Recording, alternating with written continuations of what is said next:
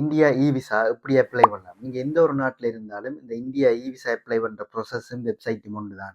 யாரெல்லாம் India tourist visit visa apply பண்றீங்களோ, எல்லாருமே இந்த பார்ட் 1 வீடியோவ பார்த்து நீங்க தாராளமா அப்ளை பண்ணலாம். ஸ்டெப் பை ஸ்டெப்பா எப்படி இந்த இந்தியா இ விசாவ அப்ளை பண்றேன்னு சொல்லியிருப்பேன். சொந்த நாட்டு பாஸ்போர்ட்டோட வெளிநாடுகள்ல ஓவர்சீஸ் ரெசிடென்ஸா இருக்கிறவங்க, உங்களுக்கு இந்த இ விசா ரிஜெக்ட் ஆகுமோன்னு பயமா இருந்தா, ரெகுலர் விசா எப்படி அப்ளை பண்றேன்னு பார்ட் 2ல சொல்லியிருக்கிறேன். இதை விட பார்ட் 2ல இ விசா ரிஜெக்ட் ஆனா எப்படி அதை ஃபிக்ஸ் பண்ணலாம்னு பார்க்க போறோம். இந்த இ விசா ரிஜெக்ட் ஆனா இந்த ரிஜெக்ஷன் இமெயில்ல என்ன காரணத்துக்காக உங்களோட இ விசாவை ரிஜெக்ட் பண்ணினாங்க எந்த ஒரு டீட்டெயில்ஸுமே ப்ரொவைட் பண்ண மாட்டாங்க. அதுல ஒரு இமெயில் அட்ரஸும் ப்ரொவைட் பண்ணியிருப்பாங்க. நீங்க அந்த இமெயில் அட்ரஸுக்கு இந்த ரிஜெக்ஷனுக்கு என்ன ரீசன்னு கேட்டு மெயில் அனுப்பினாலும் பெரும்பாலும் ரிப்ளை வாரதில்லை. நீங்க வேற ஒரு நாட்டு சிட்டிசன், ஆனா நீங்க இப்ப வேலைக்காகவோ வேற என்ன ஒரு காரணத்துக்காகவோ வெளிநாட்டுல ரெசிடெண்டா இருக்கிறீங்கன்னு சொன்னா, உங்களுக்கு இ விசா அப்ளை பண்ணி ரிஜெக்ட் ஆனா என்ன செய்யலாம்னு பார்ட் 2ல பார்ப்போம். உதாரணத்துக்கு நீங்க ஒரு ஸ்ரீலங்கன், ஆனா நீங்க இப்ப யூகே இல்லாட்டி கனடா, யூரோப் போன்ற நாடுகள்ல இருக்கிறீங்க. நீங்க இந்தியா இ விசா அப்ளை பண்ணி ரிஜெக்ட் ஆகுதுன்னா அது என்னன்னு ஃபிக்ஸ் பண்றேன்னு இந்த பார்ட் 2ல நான் சொல்லியிருக்கிறேன். இதை நீங்க ஒரு ஏஜென்ட் மூலமா செய்தா உங்களோட விசா ஃபீன்ற 2 மடங்கு அவங்களுக்கு பே பண்ண வேண்டியிருக்கும். அதனால இந்த வீடியோ உங்களுக்கு நிறைய காசையும் டைமையும் மிச்சப்படுத்துது. ஸோ மறக்காம இந்த வீடியோக்கு ஒரு லைக் பண்ணிடுங்க. ஃபியூச்சர்ல இந்தியா போற பிளான் இருந்தா இந்த வீடியோவை சேவ் பண்ணி வைங்க. இது யூஸ்ஃபுல்லா இருக்கும்னு நினைக்கிற உங்க ஃப்ரெண்ட்ஸோட இதை ஷேர் பண்ணுங்க. கணன் சேனலையும் சப்ஸ்கிரைப் பண்ணிடுங்க.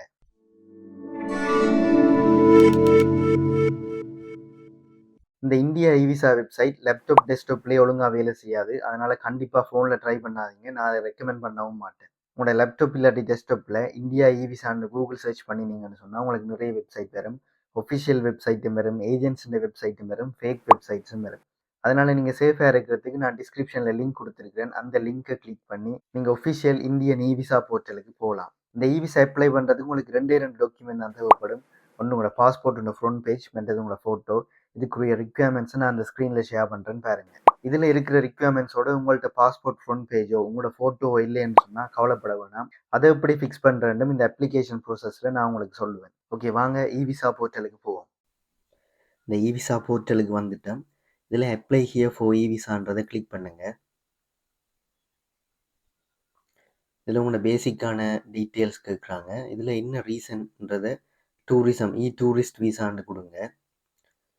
கொடுத்தா உங்களுக்கு அங்கே என்ன செய்ய போகிறீங்கன்ற மாதிரி ஆப்ஷன்ஸ் வரும். அதில் டூரிசம் அண்ட் சைட் சீயிங்ன்ற ஆப்ஷனை கிளிக் பண்ணிவிட்டு அதுக்கு பிறகு எந்த போர்ட்டுக்கு, அதாவது எந்த ஏர்போர்ட்டுக்கு வாரீங்க, எந்த டேட்டில் வாரீங்கன்ற டீட்டெயில்ஸ் எல்லாம் கொடுத்துட்டு கண்டினியூ பண்ணுங்கள். அதுக்கு பிறகு உங்களோட பேசிக் டீட்டெயில்ஸ், உங்களோட பேர், பாஸ்போர்ட் நம்பர், இந்த மாதிரியான டீட்டெயில்ஸ் கேட்பாங்க. அதையும் கொடுங்க. அதை விட நீங்கள் இப்போ இருக்கிற நாட்டில் 2 வருஷத்துக்கு மேலே இருந்திருக்கிறீங்களான்னு கேட்பாங்க. எஸ் அண்டா எஸ் கொடுங்க, நோ அண்டா நோ கொடுங்க. கொடுத்துட்டு இந்த ஃபார்முக்கும் சேவ் அண்ட் கண்டினியூ கொடுங்க.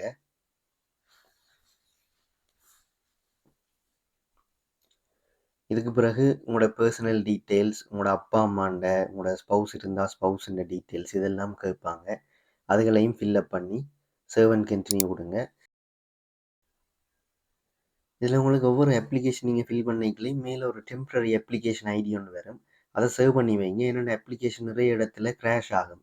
அப்படி கிராஷ் ஆனால் நீங்கள் கம்ப்ளீட் பார்ஷலி ஃபில்ட் அப்ளிகேஷன் ஃபார்மை திரும்ப அந்த இ விசா போர்ட்டலுக்குள்ள போய் கிளிக் பண்ணி நீங்கள் விட்ட இடத்துலேருந்து கண்டினியூ பண்ணுறதுக்கு அது ஹெல்ப்ஃபுல்லாக இருக்கும். இல்லாட்டி நீங்கள் திரும்ப திரும்ப ஃபில் பண்ண வேண்டி இருக்கும். இதில் ஒரு இடத்துல இந்தியாவில் இருக்கிற ஏதாவது ஒரு ரெஃபரன்ஸ், ஒரு ஆளுண்ட ஏதாவது ஒரு டீட்டெயில்ஸ் கேட்பாங்க. உங்களுக்கு பர்சனல் யாரையும் தெரியுமென்னு சொன்னால் நீங்கள் அந்த டீட்டெயில்ஸை கொடுக்கலாம். இல்லாட்டி நீங்கள் புக் பண்ணுற ஹோட்டலில் டீட்டெயில்ஸ், ஃபோன் நம்பரும் இதில் கொடுக்கலாம். அதுக்கு பிறகு இந்த பேஜ்லையும் எல்லா கேள்விகளையும் கவனமாக வாசித்து எஸ்ஸா நோவான்றதை கொடுத்துட்டு அடுத்தது தான் நாங்கள் டாக்குமெண்ட்ஸ் அப்லோட் பண்ணுற பேஜ். இதுலேயும் பார்த்தீங்கன்னா உங்களோட ஃபோட்டோ அப்லோட் பண்ணுறதுக்கு நிறைய ஃபைல் ரிக்வயர்மெண்ட்ஸ் இருக்குது. அது ஜேபெக் ஃபார்மேட்டில் இருக்கணும், இவ்வளோ எம்பிக்கு குறைய இருக்கணும், இந்த மாதிரியான ரிக்வயர்மெண்ட்ஸ் இருக்குது.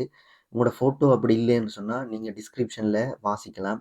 எந்த வெப்சைட்டில் போய் உங்களோட இமேஜை வந்து கம்ப்ரெஸ் பண்ணலாம், குறிப்பிட்ட அந்த சைஸுக்கு டைமென்ஷனுக்கு மாற்றலாம் என்ற டீட்டெயில்ஸை வந்து நீங்கள் டிஸ்கிரிப்ஷனில் பார்க்கலாம். அடுத்தது வந்து உங்களோட பாஸ்போர்ட் அப்லோட் பண்ணணும். இதுக்குமே வந்து நிறைய ரிக்வயர்மெண்ட்ஸ் இருக்குது. இந்தளவு சைஸில் இருக்கணும், பிடிஎஃப் ஃபார்மேட்டில் இருக்கணும், இந்த மாதிரியான ரிக்வயர்மெண்ட்ஸ் இருக்குது. அதுக்கும் பார்த்தீங்கன்னா நீங்கள் இந்த ஸ்க்ரீன்லையும் பார்க்கலாம். நான் டிஸ்கிரிப்ஷன்லையும் போட்டு விட்றேன். எப்படி உங்களோட இமேஜாக இருந்தால் அதை பிடிஎஃபாக மாற்றுறது, பிடிஎஃப்புமே நிறைய கெப்பாசிட்டியில் இருந்தால் அதை என்னென்னு கம்ப்ரெஸ் பண்ணி சின்ன பிடிஎஃப் ஃபைலாக மாற்றி அப்லோட் பண்ணுறது, இந்த மாதிரியான டீட்டெயில்ஸை நீங்கள் இந்த ஸ்க்ரீன்லையும் பார்க்கலாம். நான் டிஸ்கிரிப்ஷன்லையும் கொடுத்துருக்குறேன். இப்படி நீங்கள் ஃபைல் எல்லாம் அப்லோட் பண்ணின அப்புறம் ஒரு கன்ஃபர்மேஷன் பேஜ் வரும் உங்களோட இன்ஃபர்மேஷன் எல்லாம் சரியான்னு பார்க்குறதுக்கு. அதையும் நீங்கள் கன்ஃபார்ம் பண்ணினீங்கன்னு சொன்னால் அடுத்தது இந்த டிஸ்க்ளைமர் பேஜ் இதுலேயும் ஜஸ்ட் கொடுத்து பே நவ்வுன்னு கொடுத்தீங்கன்னு சொன்னால் உங்களுக்கு 2-3 ஆப்ஷன் வரும். அதில் உங்களுக்கு சூட்டபிளான ஒரு ஆப்ஷனை கிளிக் பண்ணி பேமெண்ட் பண்ணினீங்கன்னு சொன்னால் நீங்கள் இந்த இவிசா வந்து சப்மிட் பண்ணிட்டீங்க சக்ஸஸ்ஃபுல்லாக. இதுன்ற ரெஃபரன்ஸ் நம்பரும் வந்து உங்களுக்கு இமெயிலில் வந்துடும். இப்படி நீங்கள் இவிசா அப்ளை பண்ணி பே பண்ணின பிறகு 3 to 7 டேஸில் உங்களுக்கு ரிசல்ட்ஸ் வரும். உங்களோட அப்ளிகேஷன் சக்ஸஸ்ஃபுல்லுன்னு சொன்னால் இவிசா டாக்குமெண்ட் வரும். அப்படி இல்லாட்டி ரிஜெக்டட்னு ஒரு மெயில் வரும். இந்த மெயிலில் நான் முதலே சொன்ன மாதிரி எந்த ஒரு ரீசனுமே மென்ஷன் பண்ணியிருக்க மாட்டாங்க. வெறும் ரிஜெக்டட்னு மட்டும்தான் இருக்கும். இந்த இமெயிலையும் இன்னொரு இமெயில் அட்ரஸ் ஒன்று மென்ஷன் பண்ணியிருப்பாங்க உங்களுக்கு ஏதுமுண்டா கேட்கலாம்னு சொல்லி. அதை விட இன்னொரு இமெயில் அட்ரஸும் நான் எடுத்து அந்த 2 இமெயில் அட்ரஸையும் நான் அதில் டிஸ்பிளே பண்ணுறேன். உங்களுக்கும் உங்களோட விசா ரிஜெக்ட் ஆச்சுன்னு சொன்னால் நீங்கள் இதுக்கு என்ன ரீசன்னு கேட்டு மெயில் அனுப்பி பார்க்கலாம். ஆனால் எனக்கு இன்றைக்கு வரைக்கும் ரிப்ளை வர இல்லை. ஸோ இதுக்கு ரிப்ளை வருமென்று எந்த ஒரு கேரண்டியும் இல்லை. இதுலேயே இந்த ரிஜெக்ஷன் மெயிலில் பார்த்தீங்கன்னு சொன்னால் you may be eligible for a regular விசான்னு சொல்லி ஒரு லிங்க் கொண்டு இருக்கு. இப்போ இந்த லிங்கால நாங்கள் எப்படி ரெகுலராக விசா அப்ளை பண்ண போகிறோம்னு தான் இந்த பார்ட் 2ல பார்க்க போகிறோம். இதில் நீங்கள் ஏன் திரும்பவும் நீங்கள் விசா ட்ரை பண்ணி பார்க்கக்கூடாதுன்னு கேட்கலாம். ஆனால் அதில் என்ன பிரச்சனை இருக்குன்னு சொன்னால் ஒரு சப்போர்ட்டிங் டாக்குமெண்ட்ஸை அப்லோட் பண்ணுறதுக்கோ இல்லாட்டி என்ன பிரச்சனைன்னு டைப் பண்ணி அனுப்புறதுக்கோ இதில் எந்த ஒரு இடைவெளியுமே இல்லை. இந்த விசா போர்ட்டலில் பார்த்தீங்கன்னு சொன்னால் நீங்கள் 2 டாக்குமெண்ட் தான் அப்லோட் பண்ணலாம். அதை விட அவங்களோட கேட்குற ஃபீல்டில் அந்தந்த டேட்டாவை மட்டும்தான் நீங்கள் என்டர் பண்ணலாம். இதில் நீங்கள் சப்போர்ட்டிங் டாக்குமெண்ட்ஸோ இல்லாட்டி ஒரு கவர் லெட்டர் டைப் பண்ணி அனுப்புறதுக்கோ எந்த விதமான ஒரு சந்தர்ப்பமும் இல்லை இந்த விசா போர்ட்டலில். அதனால் நீங்கள் திரும்பவும் அதே ப்ரோசஸில் தான் நீங்கள் விசா அப்ளை பண்ணலாம். திரும்பவும் அது ரிஜெக்ட் ஆகிறதுக்கு நிறைய சான்சஸ் இருக்குது. அதனால் விசா ரிஜெக்ட் ஆனால் இந்த ரெகுலர் விசா ப்ரோசஸுக்கு போகிறத தான் நான் ரெக்கமெண்ட் பண்ணுவேன். இதை விட நான் ஆரம்பத்திலே சொன்ன மாதிரி ஓவர்சீஸ் ரெசிடென்ஸ் உங்களுக்கு விசா அப்ளை பண்ண கொஞ்சம் தயக்கமாக இருந்துச்சுன்னு சொன்னால் நீங்கள் நேரடியாக ரெகுலர் விசாக்கே போகலாம். நீங்கள் இந்த பார்ட் 2வை இப்படியே ஃபாலோ பண்ணினீங்கன்னு சொன்னால் இதுதான் இந்த normal process regular visa apply பண்ணுறதுக்கு. உங்கள்கிட்ட ரிஜெக்ஷன் இமெயில் இருந்தால் அதில் கீழே உள்ள லிங்க்கை நீங்கள் ஃபாலோ பண்ணலாம். அப்படி இல்லாட்டி இந்த ரெகுலர் விசா அப்ளை பண்ணுறதுக்குரிய லிங்க்கும் நான் டிஸ்கிரிப்ஷனில் ப்ரொவைட் பண்ணியிருக்கிறேன். நீங்கள் அதை யூஸ் பண்ணி இந்த ஒஃபிஷியல் ரெகுலர் விசா போர்ட்டலுக்கு நீங்கள் போகலாம். இந்த ரெகுலர் விசா போர்ட்டலுக்கும் விசா போர்ட்டலுக்கும் எந்த ஒரு டிஃப்ரென்ஸுமே இல்லை. நீங்கள் அதில் என்டர் பண்ணின அதே டீட்டெயில்ஸை அதே ஆர்டரில் என்டர் பண்ண போகிறீங்க. அதே பாஸ்போர்ட் ஃபைலை அப்லோட் பண்ண போகிறீங்க. அதே ஃபோட்டோவை தான் அப்லோட் பண்ண போகிறீங்க. ஸோ இதில் உங்களுக்கு ஏதும் டவுட் இருந்து நீங்கள் பார்ட் 1 ஸ்கிப் பண்ணிட்டீங்கன்னு சொன்னால் இந்த டவுட் வர இடங்களை நீங்கள் என்ன பண்ணணும்னு தெரிஞ்சு கொள்றதுக்கு திரும்ப பார்ட் 1 போய் பார்க்கலாம். இந்த ஃபார்மை நீங்கள் ஃபில்அப் பண்ணுறதுக்கு. இந்த ஃபார்மை நீங்கள் ஃபில்அப் பண்ணி முடியக்குள்ள பார்ட் 1ல் நீங்கள் பேமெண்ட் பண்ணியிருப்பீங்க. பார்ட் 2வில் நீங்கள் பேமெண்ட் பண்ண இயலாது. நீங்கள் நேரில் தான் போகணும். நேரில் போன பிறகு டாக்குமெண்ட்ஸ் எல்லாம் சப்மிட் பண்ணிவிட்டு நீங்கள் பே பண்ணலாம். இந்த ரெகுலர் விசா ஃபார்மை நான் சப்மிட் பண்ணி ஃபில் பண்ணின பிறகு எனக்கு அங்கால என்ன செய்கிறதுன்றதுக்கு எந்த ஒரு லீடுமே கிடைக்கல. விஎஃப்எஸ் குளோபல்லையோ இல்லாட்டி எங்கே போய் நான் இந்த அப்பாயின்மெண்ட்டை புக் பண்ணுறதுன்றதுக்கான எந்த டீட்டெயிலுமே எனக்கு வேற இல்லை. அந்த லிங்க் வந்து அதோட ப்ரோக் ஆகிட்டுது. சப்மிட் பண்ணியாச்சு என்று வந்ததே தவிர வேறு எந்த ஒரு டீட்டெயிலும் இல்லை. அந்த ஸ்க்ரீனில் வச்சு நீங்கள் அந்த ரெஃபரன்ஸ் நம்பரை மறக்காமல் சேவ் பண்ணி வச்சுக்கொள்ளுங்க. அது உங்களுக்கு அப்பாயின்மெண்ட் புக் பண்ணுறதுக்கு தேவைப்படும். ஏன்னா சில நேரம் அப்ளிகேஷன் சப்மிட் ஆகிட்டுன்னு சொல்லி இமெயிலும் வராது. யூகேல இருக்கிறவங்க நீங்கள் விஎஃப்எஸ் குளோபலில் தான் அப்பாயின்மெண்ட் புக் பண்ண வேணும். அதுக்குரிய லிங்க்கும் நான் டிஸ்கிரிப்ஷனில் கொடுத்துருக்கேன்.